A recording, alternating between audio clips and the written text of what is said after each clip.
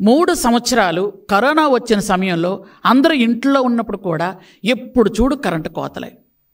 రైతులకు ఏమైనా నాణ్యమైన విద్యుత్ మీరు ఇచ్చారా?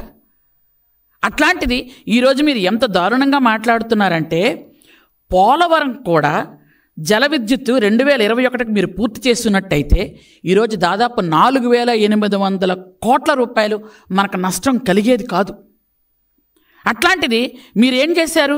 విద్యుత్ సంస్థల్లో 49,000 కోట్లకు పైగా అప్పులు చేసి పోని కనీసం ఒక్క విద్యుత్ ప్లాంట్ అయినా మీరు పెట్టగలిగారా? ఒక్కటైనా. మీకు ఎప్పుడు దోచుకోవడం తినేయడమే కదా. మీ విజయసాయిరెడ్డి నాసిరకమైనటువంటి బొగ్గును సరఫరా చేయడం వల్ల ఈరోజు మనకేమైంది?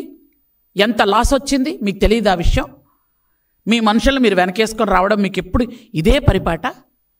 ఎంత దారుణమైన సంఘటన అంటే, ట్రాన్స్ఫార్మర్లు, స్మార్ట్ మీటర్లు వీటన్నిటిని కూడా కమిషన్ల కోసం కక్కుర్తిపడి, కమిషన్ల కోసం అడ్డమైన గడ్డి తిని మీరు చేసినటువంటి వాటి కోసం ఎన్ని వేల కోట్లు మనకు నష్టం కలిగింది మీకు తెలీదా? ఇవన్నీ కూడా చేస్తారు. చేసి మళ్ళీ నీతులు చెప్పినట్టు మాట్లాడతారా? ఈరోజు మళ్ళీ ఎస్టీలకి ఎస్సీలకి మేము ఎంత చక్కగా ఫ్రీగా యూనిట్ కరెంట్ ఇస్తున్నాం. ఈరోజు మళ్ళీ అందరూ సంతోషంగా ఉన్నారు. కొన్ని వర్గాల బీసీలకు కూడా నాణ్యమైన విద్యుత్ ఇస్తున్నాం. వాళ్ళకు కూడా కొన్ని రకాల రాయితీలు వస్తున్నాయి. ఈరోజు మీరు చేసినటువంటి ఇంకొక భయంకరమైన పని ఏంటి చెప్పనా?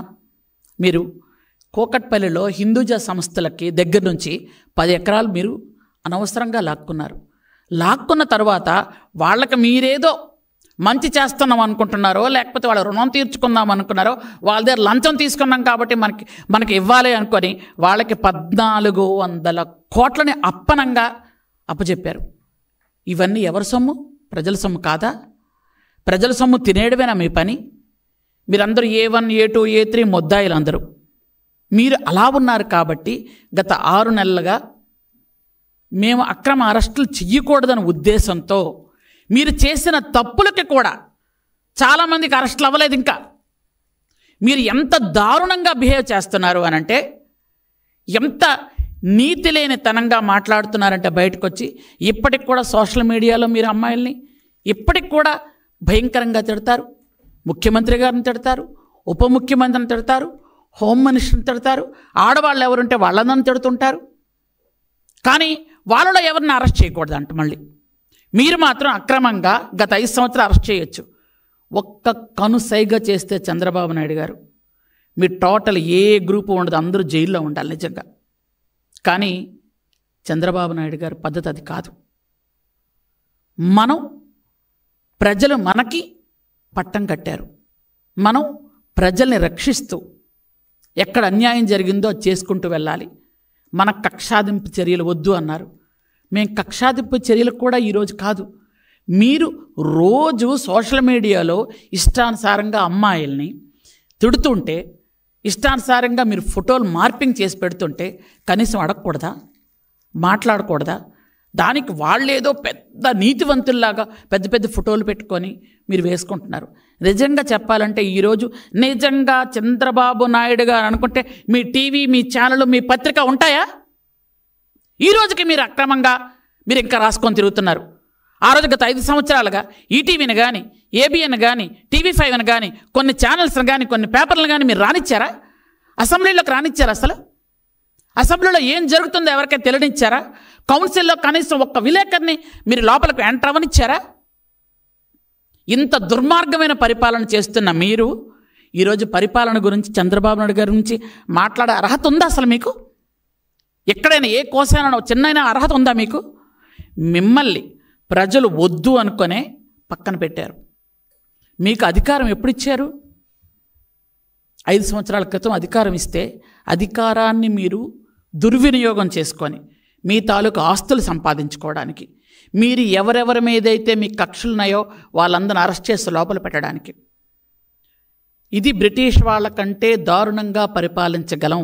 ఒక రాక్షస పరిపాలన అంటే ఇలా ఉంటుంది చూపించగలమని మీరు చూపించారు. ఈరోజు ప్రజారంజిక పరిపాలన ఎలా ఉంటుంది?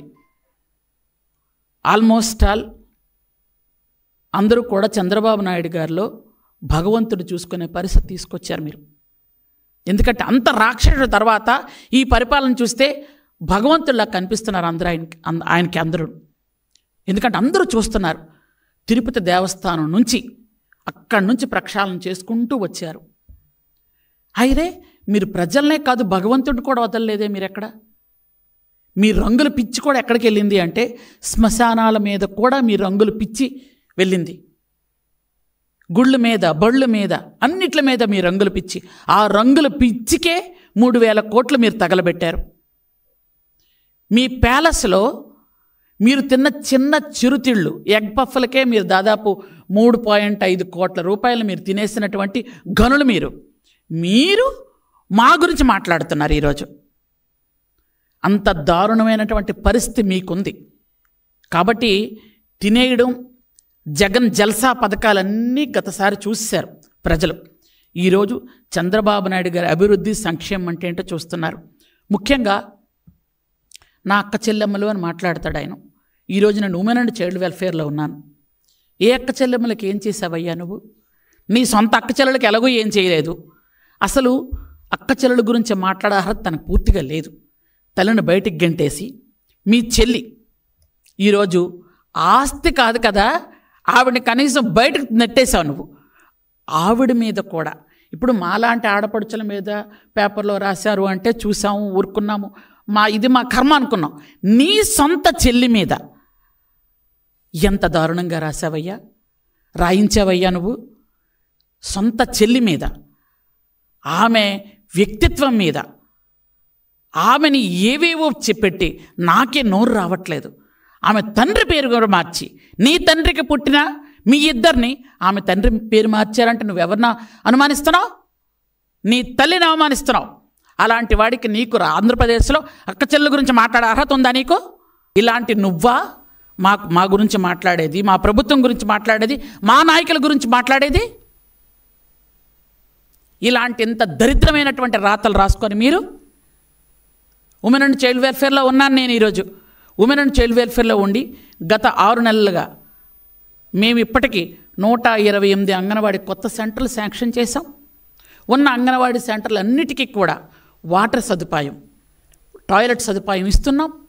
అలాగే ఏవైతే అంగన్వాడీ సెంటర్స్లో మీరు ఇంతవరకు నాణ్యమైన భోజనం పెట్టకుండా ఇబ్బంది పెట్టారో వాళ్ళన్నిటికీ కూడా నాణ్యమైన భోజనంకి మేము ఏర్పాటు చేస్తున్నాం. మీరు అట్లాంటిది మీరు మాట్లాడుతున్నారే.